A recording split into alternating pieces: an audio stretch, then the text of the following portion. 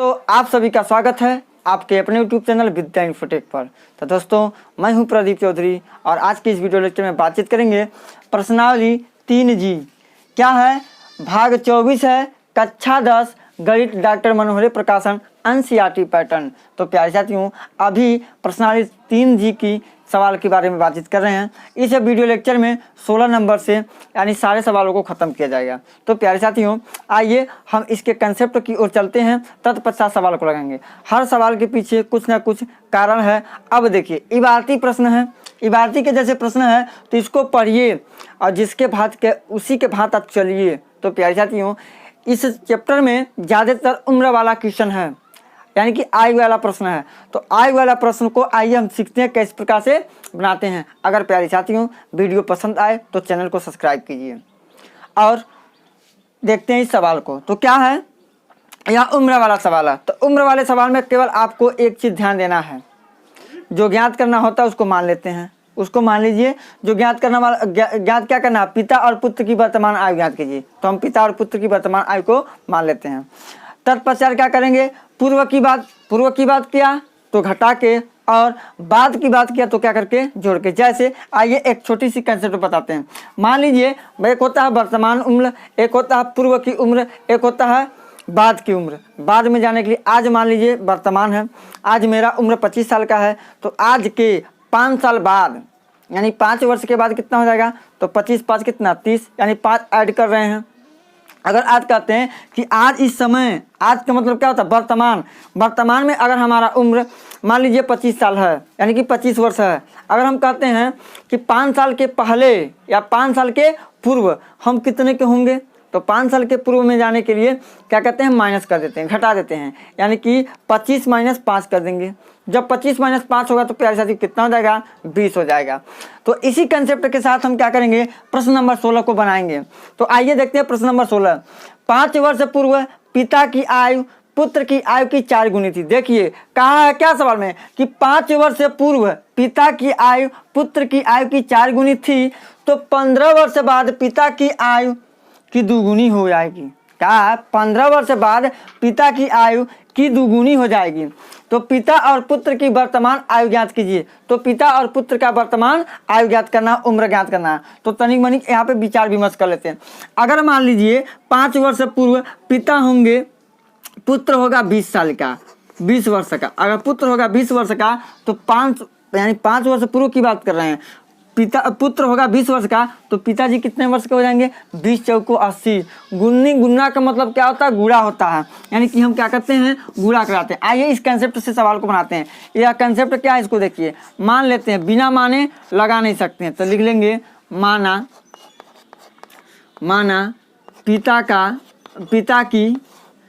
पिता की वर्तमान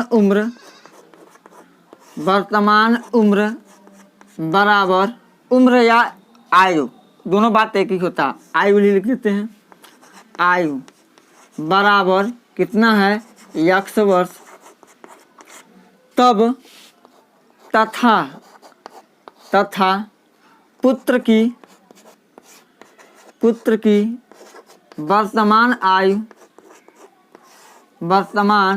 आयु मान लीजिए आप y वर्ष है, y वर्ष हो गया। अब क्या कहा है, 5 वर्ष पूर्व में जाने, वर्तमान उम्र में से पूर्व की उम्र ज्ञात करने के लिए क्या करते हैं, घटाते हैं। लिखेंगे 5 वर्ष पूर्व पिता की 5 वर्ष पूर्व पिता की आयु बराबर 5 वर्ष पूर्व पिता की आयु बराबर वर्तमान उम्र कितना है, x है, घटा देंगे कितना 5, या क्या हो जाएगा, वर्ष। अब क्या करेंगे, पुनः लिखेंगे 5 वर्ष पूर्व पुत्र की आयु बराबर क्या हो जाएगा, तो y - 5 वर्ष। क्यों y में से घटाए हैं, क्योंकि पुत्र की वर्तमान आयु y वर्ष है।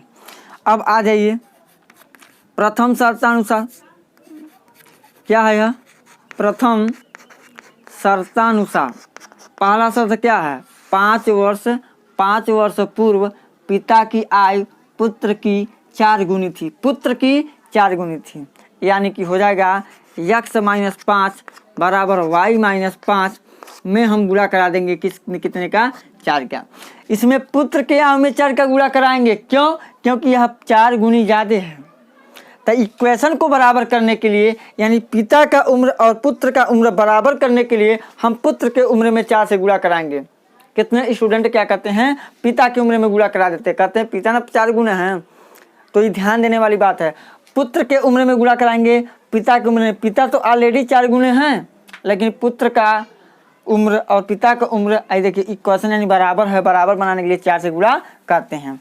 अब आगे काम क्या है, करा दीजिए इसका गुणा, हो जाएगा x माइनस 5 बराबर 4y minus 20, 4y minus 20, 4y को इधर लाएंगे, x माइनस 4y बराबर माइनस 20 अब प्लस कितना हो जाएगा 5, तो x माइनस 4y बराबर माइनस 15, यह बन गया समीकरण नंबर 1। कितने स्टूडेंटों को माइनस 20 प्लस 5 नहीं पता होगा, तो देखिए माइनस 20 प्लस 5 बराबर 15 होगा। क्या कहते हैं, जब दो असमान चिन्ह वाले होते हैं अंक, तो हम बड़ी संख्या में से छोटी संख्या को घटा देते हैं। तो बड़ी संख्या 20 है, 20 में से 5 घटाइए तो कितना होगा 15, 20 के आगे कौन चिन्ह, माइनस, तो माइनस का चिन्ह हम लगा देंगे, इसको मान लेंगे समीकरण नंबर 1। अब प्यारे साथियों हम चलेंगे द्वितीय शर्तानुसार, द्वितीय शर्तानुसार, दूसरा शर्त क्या है, अब कहा 15 वर्ष के बाद, 15 वर्ष बाद कहा है तो लिखेंगे 15 वर्ष बाद पिता की आयु बराबर, 15 वर्ष के बाद पिता की आयु कितना हो जाएगी, तो x प्लस 15 या क्या वर्ष, पुनः लिखेंगे कितने वर्ष के बाद, पुनः लिख लेते हैं कितना 15 वर्ष बाद, यहाँ से देख लीजिए इसके बीच में लिख देंगे, लिखेंगे 15 वर्ष बाद, 15 वर्ष बाद पुत्र की आयु बराबर हो जाएगा x प्लस, x नहीं सॉरी y है, y प्लस 15 वर्ष। शर्त क्या है, 15 वर्ष के बाद दुगुना हो रहा है, यानी कि हो जाएगा x प्लस 15 बराबर y प्लस 15, हमें गुणा करा देंगे किसका, 2 का इसमें गुणा करा दीजिए, x प्लस 15 बराबर 2y प्लस कितना 15 दूना 30, 2y को इधर, तो x माइनस 2y बराबर 30 माइनस 15 हो जाएगा, x माइनस 2y बराबर कितना हो जाएगा 15, यह समीकरण नंबर क्या बन गया 1। यह रहा समीकरण नंबर यह 1 है, यह हो गया क्या प्यारे साथियों 2, सॉरी थोड़ा गलत बोल दिए हैं, यहाँ पे समीकरण नंबर 1 है, यहाँ पे समीकरण नंबर 2। अब समीकरण 1 और समीकरण 2 को देखेंगे और विलोपन विधि या प्रतिस्थापन विधि से लगा देंगे, x और y का मान ज्ञात करेंगे। तो हम देख रहे हैं विलोपन विधि से लगाना बहुत ही अच्छा होगा इसमें, तो x का गुणांक 1, इसमें x का गुणांक 1, दोनों के आगे चिन्ह समान है, तो जब समान चिन्ह होते हैं तो क्या करते हैं, घटाते हैं, यानी लिखेंगे समीकरण 1 में से समीकरण 2 को क्या करने पे, घटाने पर, घटा दीजिए समीकरण 1 में से समीकरण 2 को। समीकरण 1 क्या है, x माइनस 4y बराबर माइनस 15, समीकरण 1 x माइनस 2y बराबर 15, यह हमारा समीकरण नंबर 2 है, क्या करने पे, घटाने पर। तो प्यारे साथियों ध्यान दीजिएगा, घटाने के संदर्भ में क्या करते हैं, जो नीचे वाला जिसमें से घटाते हैं, जिसको घटाते हैं उसका चिन्ह क्या हो जाता है, विपरीत हो जाता है, बदल जाता है, माइनस वाला प्लस, प्लस वाला माइनस, तो माइनस प्लस है तो माइनस हो जाएगा, यह माइनस है तो क्या बन जाएगा प्लस, यह प्लस है तो क्या बन जाएगा माइनस, यहाँ से कट गया, माइनस 4y प्लस 2y, तो माइनस 2y बराबर माइनस 15 दूना 30, y बराबर हो जाएगा माइनस 30 बटे माइनस 2 से काट दीजिए, 15 दूना 30, y बराबर हो जाएगा 15, देखिए माइनस से माइनस भी कट गया, यह हो जाएगा 15 वर्ष। देखिए आ गया, पुत्र की आयु कितनी वर्ष हो जाएगी, 15 वर्ष हो जाएगी। अब पिता की आयु हम आराम से निकाल सकते हैं, किसी भी समीकरण में y का मान रख दीजिए, x का मान आ जाएगा, लिखेंगे y बराबर 15 मान समीकरण 1 में समीकरण 1 में क्या करने पे, रखने पर रख लीजिए समीकरण 1 में। तो समीकरण 1 यहाँ पे है, यहाँ पे है x माइनस 4y बराबर माइनस 15। तो x माइनस 4 गुणे 15 बराबर माइनस 15, 15 चौको 60, x माइनस 60 बराबर माइनस 15, x बराबर माइनस 15 और इसको इधर ले जाएंगे प्लस 60, यानी कि 15 में से माइनस 15 प्लस 60, यानी कि 60 में से 15 घटाइए तो 10 में से 5 जाएगा 5 हो जाएगा, 4 में से 1 जाएगा 3 हो जाएगा, यानी कि 35 नहीं 45, कितना होगा 45 या 45 वर्ष हो जाएगा। किसका उम्र, पिता की उम्र, क्योंकि यह है y का मान, x का मान है। तो प्यारे साथियों 11 सवाल, जगह नहीं है नहीं तो लिख देते, अतः वाली बात जरूर लिखिएगा। अतः पिता की वर्तमान आयु 45 वर्ष तथा पुत्र की वर्तमान आयु 15 वर्ष होगा।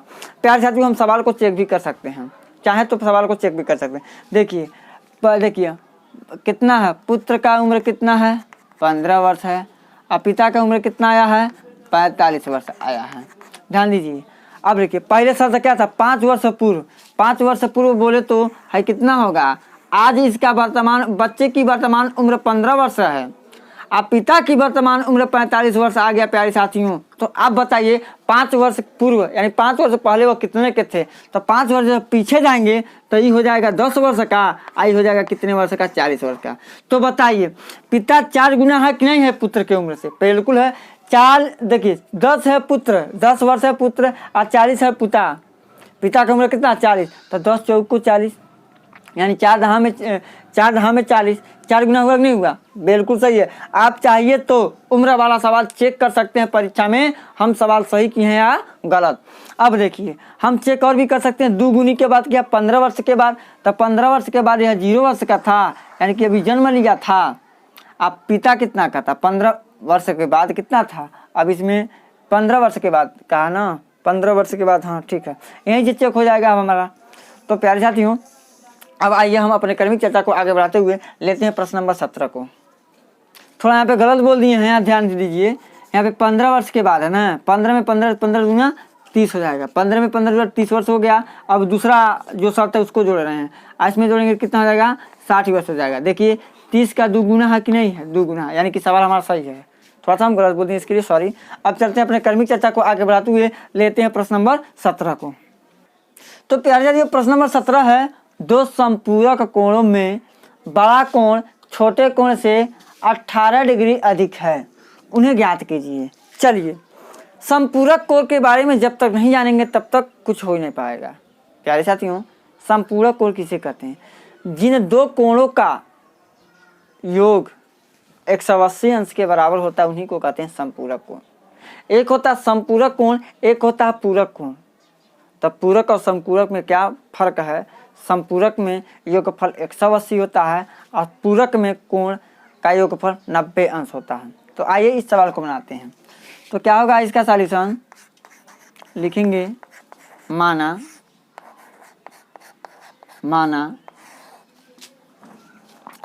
संपूरक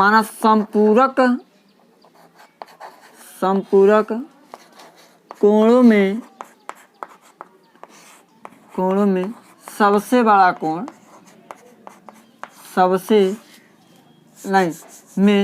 माना संपूरक कोणों में बड़ा कोण बराबर 180 डिग्री तथा छोटा कोण बराबर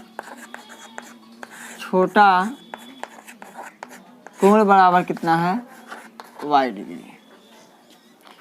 तो हम जानते हैं कि 2 संपूरक कोणों का योगफल 180 अंश के बराबर होता है।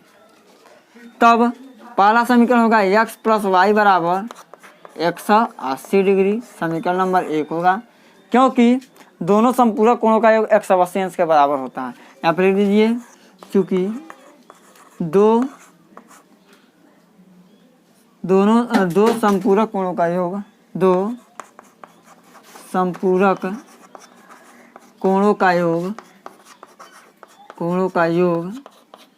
180 डिग्री के बराबर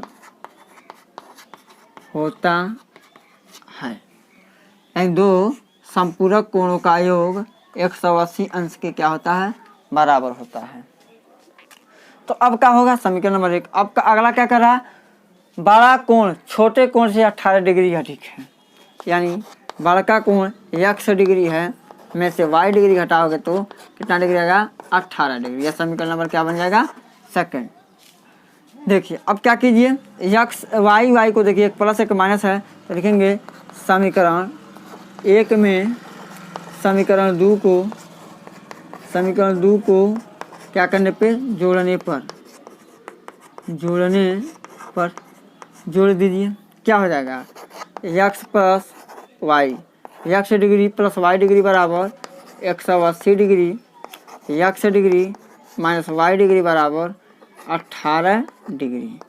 जोड़ दीजिए, समीकरण रहा 1, समीकरण रहा 2, क्या करने पे, जोड़ने पर जोड़िए, कट जाएगा x से x, 2x बराबर 8 9 198, x बराबर x डिग्री है बराबर 198 बटे 2 से काट दीजिए, 2 9 18 यानी x डिग्री बराबर 99 डिग्री।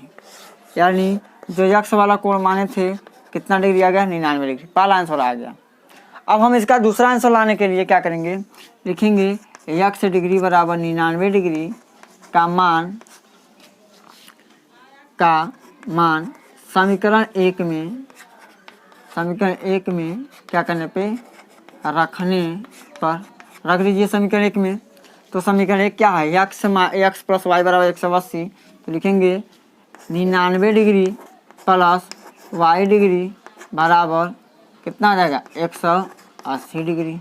तो y डिग्री बराबर 180 डिग्री माइनस 99 डिग्री, तो y डिग्री बराबर हो जाएगा प्यारे साथियों, 10 में से 9 जाएगा 1, 10 में से 9 जाएगा 1, 7 बचा, 7 में से 9 जाएगा नहीं, 17 में से 9 जाएगा तो कितना हो जाएगा, 17 में से 9 जाएगा तो हो जाएगा 8, यानी कितना हो जाएगा, 81 डिग्री हो जाएगा।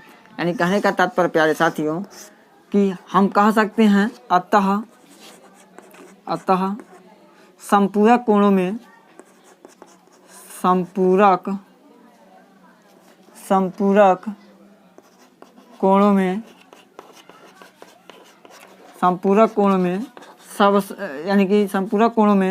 बड़ा कोण 99 डिग्री तथा छोटा कोण 81 डिग्री होगा। इस प्रश्न को इसी प्रकार से लगाएंगे, यही राइट आंसर है। यूपी बोर्ड परीक्षा में इसी प्रकार से लिखेंगे इस टाइप के क्वेश्चन। तो प्यारे साथियों, यह रहा प्रश्न नंबर 17। प्रश्न नंबर 17 वही लगा पाएगा जो प्रश्न का सेंस समझ पाएगा। सेंस समझने का मतलब यह है संपूरक के बारे में जाने। अब कभी कभी समकोण पे भी पूछ देता है प्रश्न, तो समकोण में या तो समकोण त्रिभुज के क्षेत्रफल पे दिया है या तो पाइथागोरस प्रमेय पे देता है। तो यानी सबके बारे में अब देखिए, इसके पहले वाले वीडियो लेक्चर में चाल वाला सवाल बताए हैं, समय वाला, दूरी वाला था। तो प्यारे साथियों, जिसको डिस्टेंस यानी कि चाल और दूरी का फार्मूला जिसको पता था वही लगा पाएगा। तो यह रहा अगला, यह 17 नंबर सवाल। अब आइए हम क्रमिक चर्चा को आगे बढ़ाते हैं और लेते हैं प्रश्न नंबर 18 को। तो प्यारे साथियों, अब लेते हैं हम 18 नंबर क्वेश्चन, जो बहुत बड़ा क्वेश्चन है, इसलिए हम प्रश्न को बोल देते हैं और आप लोग अपने बुक में देख लीजिए। क्या प्रश्न नंबर 18, एक आयत का क्षेत्रफल एक दूसरे आयत के क्षेत्रफल के बराबर है, जिसकी लंबाई 11 मीटर अधिक है और चौड़ाई 6 मीटर कम है। उसका क्षेत्रफल एक तीसरे आयत के क्षेत्रफल के भी बराबर है, जो पहले आयत के 22 मीटर लंबा और 9 मीटर कम चौड़ा है। तो आयत का क्षेत्रफल ज्ञात करना है। तो प्यारे साथियों, प्रश्न नंबर 18 है। आइए अब उसको समझ लेते हैं, जो आप लोग अपने बुक में देख लीजिएगा। देखिए, इसमें 3 आयत की बात कहा है। 3 आयत है, एक आयत यहाँ पे है और एक आयत और है और एक आयत और है। 3 आयत की बात किया है, ध्यान दीजिएगा। हम 3 आयत बना दिए, ध्यान दीजिए। यह फर्स्ट आयत यानी कि प्रथम आयत, यह द्वितीय आयत यानी कि दूसरा आयत, यह तृतीय आयत यानी कि तीसरा आयत है। तीनों फिगर है, नामकरण कर दीजिए A B C D E F G H I J K और क्या है एल है। तीनों आयत आपके सामने हैं। अब मैं कुछ समझाऊंगा कंसेप्ट, तत्पश्चात आगे बढ़ूंगा। कहा पहले आयत का क्षेत्रफल दूसरे आयत के क्षेत्रफल के बराबर है और दूसरे आयत का क्षेत्रफल तीसरे आयत के क्षेत्रफल के क्या है बराबर है। यही है इसका क्या कंसेप्ट, यानी यही है इस सवाल में क्या कहा गया है। तो प्यारे साथियों आइए हम इस सवाल को बनाते हैं, लेकिन इसमें शर्त है। पहले मान लेंगे पहले आयत के लिए माना पहले आयत पहले आयत की लंबाई बराबर यक्स मीटर, यक्स क्या मान लेंगे मीटर, पहले आयत के लिए चल रहे हैं, तथा चौड़ाई मान लेंगे, तथा चौड़ाई बराबर वाई मीटर हो जाएगा। ध्यान दीजिएगा, यह लंबाई यक्स हो गया, चौड़ाई वाई हो गया।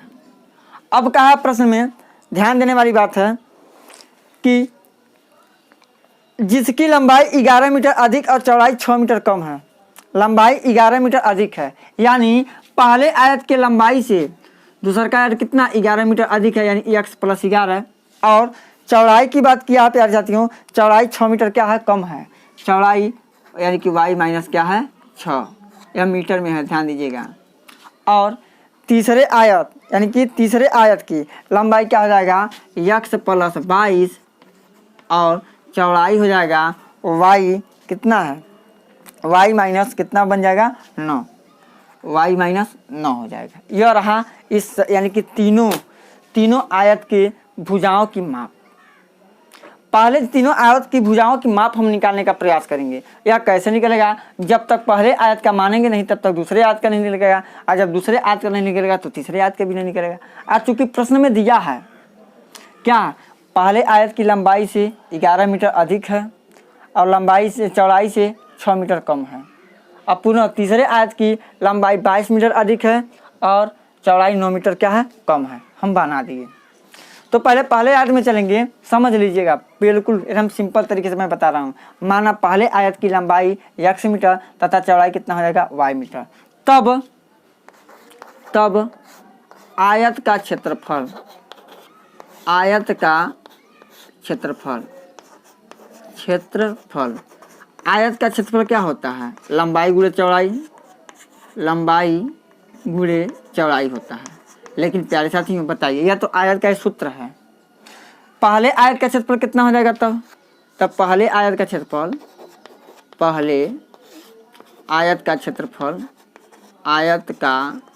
क्षेत्रफल हो जाएगा कितना x गुणे y, यानी कि xy मीटर स्क्वायर।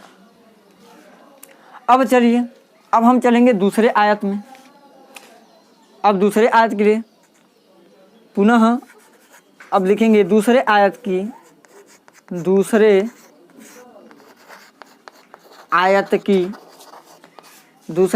की लंबाई बराबर कितना हो जाएगा x + 11 मीटर, ध्यान दीजिए, तथा दूसरे आयत की चौड़ाई बराबर कितना हो जाएगी, तो प्यारे साथी चौड़ाई होगा y - 6 मीटर। तब दूसरे आयत का क्षेत्रफल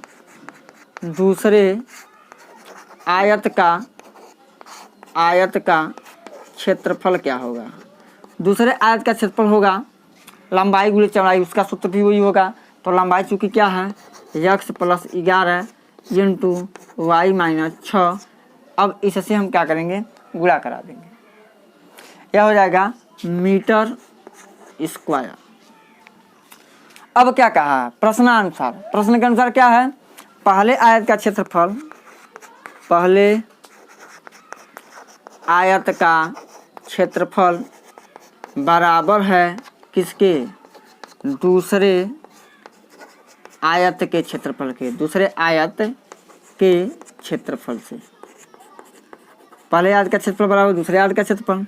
पहले आयत का क्षेत्रफल क्या है, x इंटू वाई बराबर दूसरे आयत का क्षेत्रफल x plus 11 into y minus 6। x into y बराबर कितना हो जाएगा, x को लीजिए y माइनस 6 प्लस 11 को लीजिए y माइनस 6। यह सब चीज़ हम सिखा दिए हैं। तो x इंटू वाई बराबर x y minus 6x, x y minus 6x अब प्लस 11y माइनस 66। हम गुणा कराए हैं तो यह मिला। अब चलिए एक्स वाई से एक्स वाई कैंसिल हो जाएगा। कैसे, इसको इधर पक्षांतर करके लगा दीजिए, या बराबर के उधर सेम अंक सेम अक्षर सेम चिन्ह होते हैं तो कट जाते हैं, या इसको इधर लाएंगे तो माइनस हो जाएगा तो कट जाएगा। यहाँ से कटा है माइनस 6x को इधर लाएंगे प्लस 6x प्लस 11 को इधर लाएंगे तो माइनस 11y बराबर माइनस 66। समीकरण नंबर क्या हो जाएगा, यह समीकरण नंबर क्या बना, 1। अब चलेंगे हम तीसरे आयत के लिए, क्या लिखेंगे, तीसरे आयत की लंबाई बराबर क्या होगा। तो प्यार साथियों तीसरे आयत की लंबाई होगा x प्लस 22, क्योंकि कहा है पहले आयत से 22 मीटर अधिक है लंबाई और 9 मीटर कम है चौड़ाई। तो x प्लस 22 क्या हो जाएगा, मीटर।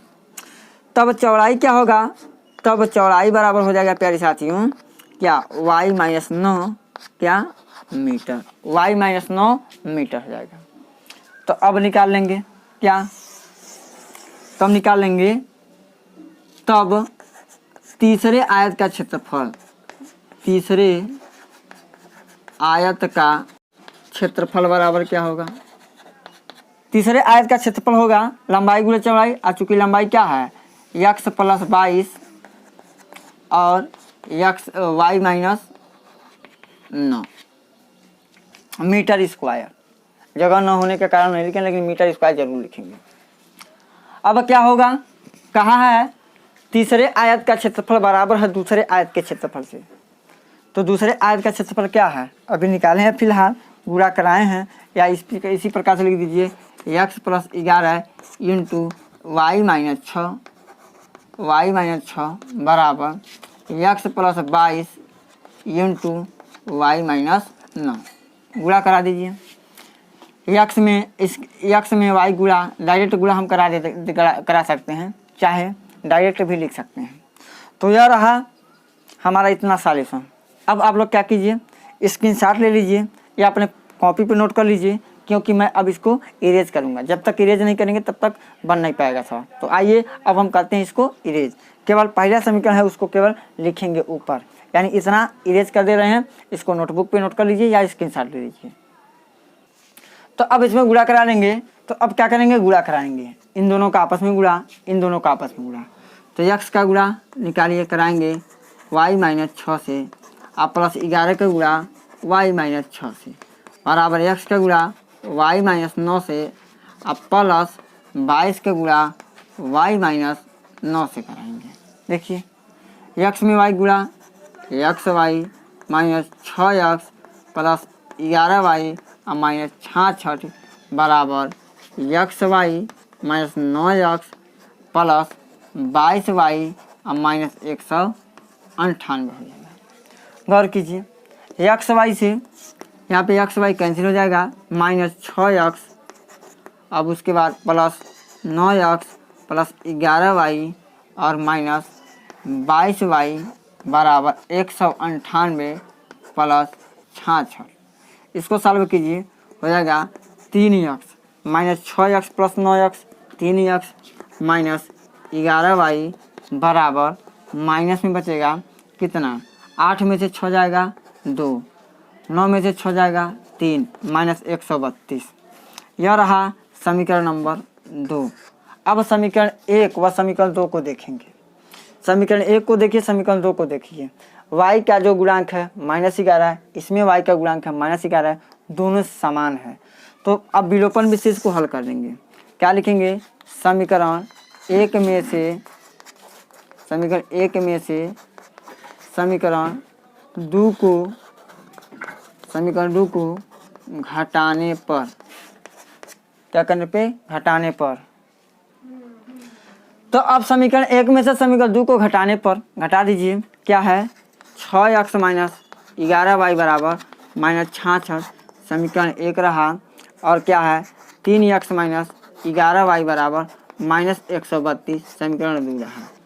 क्या करने पे, घटाने पे, तो लिख दीजिए घटाने पर। जब घटाएंगे तो जो नीचे वाला समीकरण होता है उसका चिन्ह क्या हो जाता है, बदल जाता है, कट गया। यहाँ पे 3x बराबर 132 में से 66 घटा दीजिए, 12 में से 6 जाएगा 6, 12 में से 6 जाएगा 6। देखिए 132 में से 66 घटाएंगे तो होगा 66, क्योंकि 66 दूना 132 होता है। x बराबर 66/3, तो कितना हो जाएगा 22, 3 दूनी 6, 3 दूनी 6। x बराबर कितना आ गया 22, वो भी क्या, मीटर, क्योंकि मीटर में माने थे। यह रहा। अब देखिए, अब यह x का मान किसी भी समीकरण में रखिए, y का मान आ जाएगा। लिखेंगे x का मान समीकरण 1 में क्या करने पे, रखने पर, समीकरण 1 में रखने पर। तो समीकरण क्या, 6x माइनस 11y बराबर माइनस 66। तो 6 गुणे 22 माइनस 11y बराबर माइनस 66, 6 दूनी 12, 6 दूनी 12, एक कितना हो जाएगा 13, 132 और 166 को इधर लाइए, 66 को इधर लाइए, प्लस 66 बराबर 11y। तो अब क्या हो जाएगा 6 2 8, 6 3 9 और 1, यहाँ से लगा देते हैं। अब क्या हो जाएगा 6 2 8 यानी कि 11y बराबर 6 2 8 6 3 198, 100 कितना हो जाएगा 98। तो y बराबर 198/11, 11 करने 11, 11 करने 11, 11/88, y बराबर 18 मीटर। तो प्यारे साथियों, पहले आयत की लंबाई मिल गया क्या 22 मीटर और चौड़ाई मिल गया 18 मीटर। तो आगे प्रश्न में क्या कहा है प्यारे साथियों, आयत का क्षेत्रफल ज्ञात कीजिए। तो हमको क्या करना, आयत का क्षेत्रफल ज्ञात करना। किस आयत का क्षेत्रफल, पहले के आयत का क्षेत्रफल। तो इसका क्षेत्रफल निकालना क्या होगा, तो लिखेंगे पहले आयत का क्षेत्रफल, पहले आयत का क्षेत्रफल बराबर था x इंटू y। तो x का मान कितना निकला है 22 गुणे 18। तो 18 दूनी 36, 18 दूनी 36 और 36 3 39, यानी 396 मीटर स्क्वायर। यह रहा हमारा आंसर। तो अगर प्यारे साथियों दूसरे आयत का क्षेत्रफल पूछता तो दूसरे आयत का क्षेत्रफल निकाल लेते हैं, लेकिन यह पहले आयत का क्षेत्रफल पूछा था, पहले आयत का क्षेत्रफल निकाल दिए। यह रहा सवाल नंबर 18 का सॉल्यूशन।